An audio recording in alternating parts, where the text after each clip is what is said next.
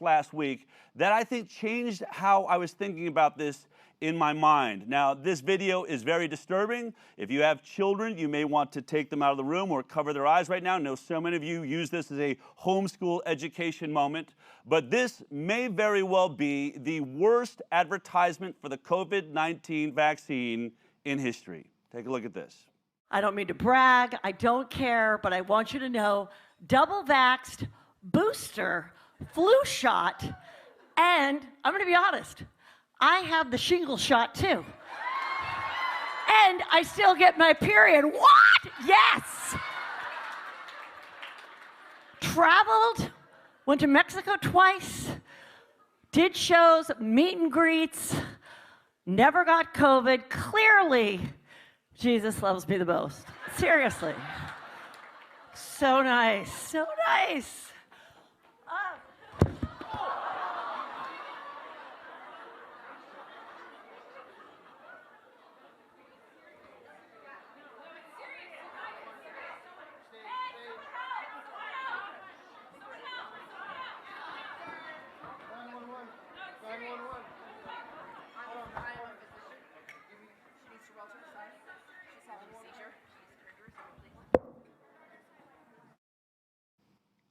That was comedian Heather McDonald during a stand-up act talking about all of the vaccines that she received and that how I think Jesus loves her. I don't want to make any joke here. Our hearts go out and our prayers for Heather McDonald, who's doing better. She's up and about. She was able to be rushed to a hospital and taken care of. But what I want to talk about is, look at this headline. Comedian Heather McDonald says she's recovering from skull fracture after collapsing on stage. Can we go back to the Bob Saget, the new reveal? Bob Saget had catastrophic injuries to his head, was COVID positive when he died. This article is being used to discount the fact that the vaccine might have been a part of his death. Do you see where I'm going with this? Now, let me just point out also that it said there that he had tested positive for COVID.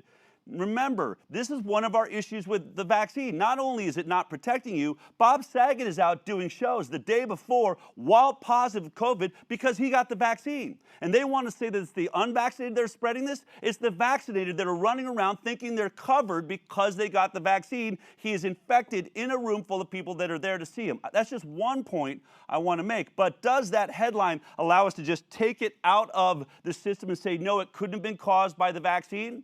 Well, I think we have to look to Heather McDonald now, who did survive this because, it did not happen somewhere in a hotel room that night where no one could see it. It happened in front of an audience where there was probably a nurse available that ran up onto the stage. They were able to get an ambulance, get her to the hospital, so she has survived it. So what would Bob Saget be doing if he had been on stage when it happened and he had survived it? Would he be asking questions of doctors like Heather McDonald did of TV Dr. Drew? Look at this. We looked back, and I did get the booster, which I had double Pfizer and Moderna booster, 3 weeks to the day of the fall. Is there anything that you've seen about time-wise? Because, when I asked the doctors about that, they said, oh, normally... Okay, go ahead. 2 to 3 weeks. 2 to 3 weeks is where you see a lot of this stuff. I have a friend that got the booster, and he got really destroyed by it. He still can't walk across the room. He's having all kinds of symptoms. There's a lot of funny stuff. We don't really know what it all is and where it's coming from, but it's still worth doing it. I'm not at the point where I'm saying that it's still worth the risk, but it's got a lot of funny side effects, and syncope, it's called. Fainting is one of them, and I think it's from the POTS syndrome, POTTS. And so, I was worried. What I wanted to check was to make sure you didn't have any evidence of myocarditis. When you were, that's why I wanted that, which is an inflammation of the heart, and it changes the way the heart muscle functions a little bit. And that's why I was red hot on that echocardiogram. Right. Yeah. I mean, So, what can I do now? Yeah. I mean, I don't think I'm going to get the 4th booster, though. I will say that. I mean, there's so much to learn from that video, Lo. Number one, you have Dr. Drew Pinsky, who we all grew up with, Loveline, all that, a great television personality and also a doctor, expressing the timeline he is well aware of. 2 to 3 weeks, he says. 2 to 3 weeks, that is where these issues seem to be popping up. Lots of crazy things happening. I have a friend that still can't walk across the room. But by the way, go out and get this vaccine. I'm not saying not to do that. I don't want to rip into him for that. I'm imagining that at this point, he has to make that statement so that he doesn't have like Neil Young boycotting him or something like that and keep holding on to his television show. This is the world we live in. But clearly, I highly doubt that he is recommending to his loved ones, go out and get this vaccine when he is reporting, I know of many cases 2 to 3 weeks in that are having this syncope problem. He talks about myocarditis. And then, you know, Heather says, oh, what's that? I mean, do you realize what that means? That means that Heather McDonald has not gotten true informed consent. She should be well aware that the documented side effect of this vaccine is myocarditis, pericarditis, yet this is the first time she's ever heard about it. Do you see the problems we have with this medical system now? She is supposed to be fully informed of all the risks that can happen with this vaccine. Now, let's go back to the idea of Bob Saget. So Bob Saget, you know, he collapses, smashes his head, has bruising in the eyes, which is why she's wearing her glasses, why he would probably be wearing his glasses if he had survived this. But my issue is this. Everyone keeps making fun of the VAERS system. Everybody keeps attacking us for wanting to investigate these strange deaths that are happening everywhere. But here's where we're at with VAERS. 23,615 reported deaths from just the COVID vaccines. I want you to look at that for a second because we have reported through the years that deaths box is usually roughly 400 or 500 deaths every year with all of the vaccines we give everybody combined. So this means that we have hit a death rate now with this vaccine as far as reporting goes. These are obviously not confirmed, but when the reports look at the history of VAERS, we have more reports from this one vaccine than every vaccine combined since the beginning of the VAERS system run by the CDC,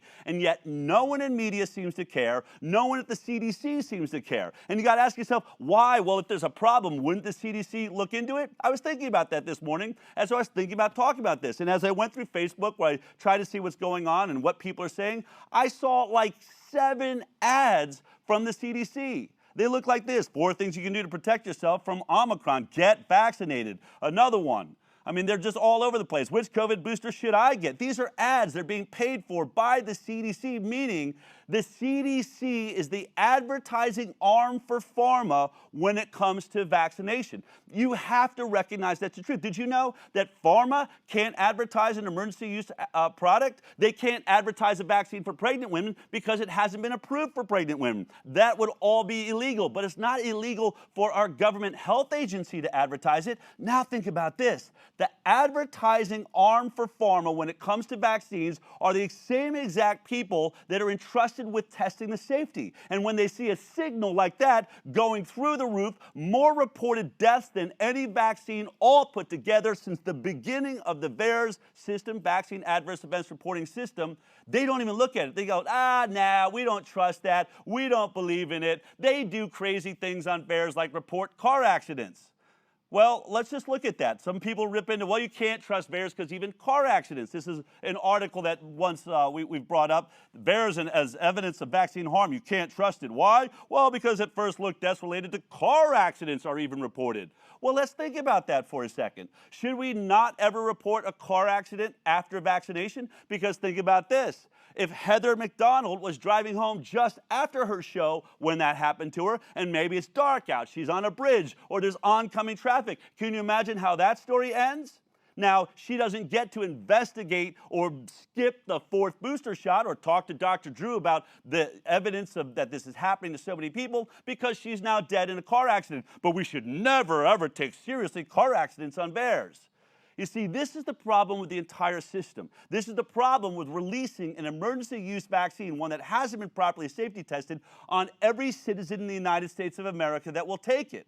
Who is going to capture the injuries? If the advertising arm of pharma is the one supposed to be looking at it, they're certainly not going to go against the billions of dollars spent on advertising. They're not going to take responsibility for having led you to plunging into a stage and crushing your head or a car accident or dying in a hotel room. They don't want to have that responsibility, and the easiest way to avoid that is to say, don't look at VAERS.